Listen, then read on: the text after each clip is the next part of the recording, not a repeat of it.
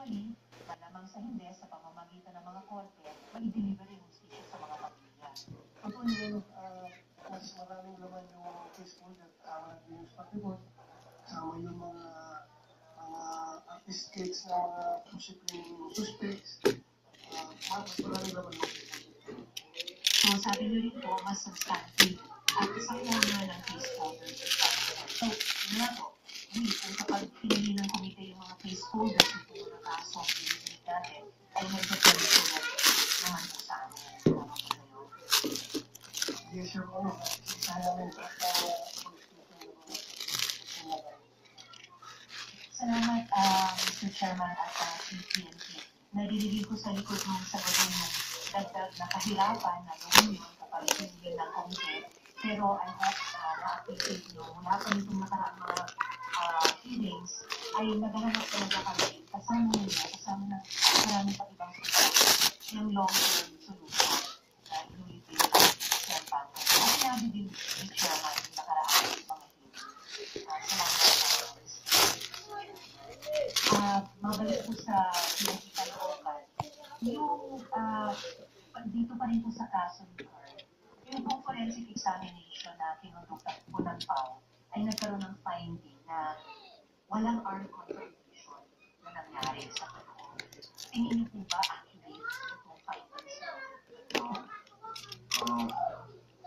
technical na po yan, siguro yung soko na pong sasagot. Sige po sir, sino pong taga-soko ang sasagot? Accurate ba yung findings ng PAO, ma'am, na walang armed confrontation? At kung sasabihin niyo po accurate naman, so paano po ipaliliwanag yung discrepancy muli sa findings ng PAO at sa account naman nila Ginoong Perez at Artilita na mayroong armed confrontation?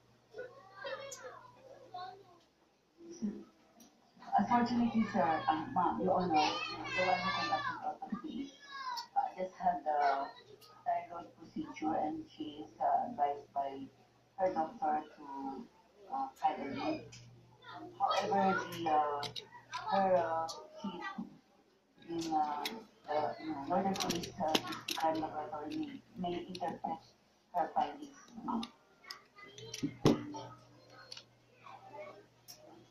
The person of Police Inspector Marquez.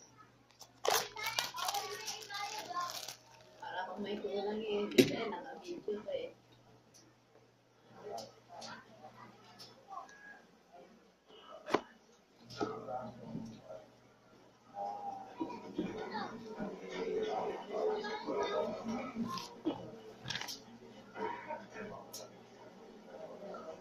Sir, paano niyo po ipaliliwanag yung discrepancy dun sa findings ng PAO na walang armed confrontation na naganap kay Carl at yun naman po sa kwento sinabi sa atin na binunggan sa Artilita?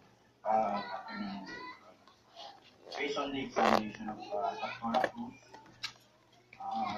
and Carl Arnaiz, there were allegations noted by Dr. Cruz on the chest and the back portion. So we cannot really disregard that there are contact with fractured chest.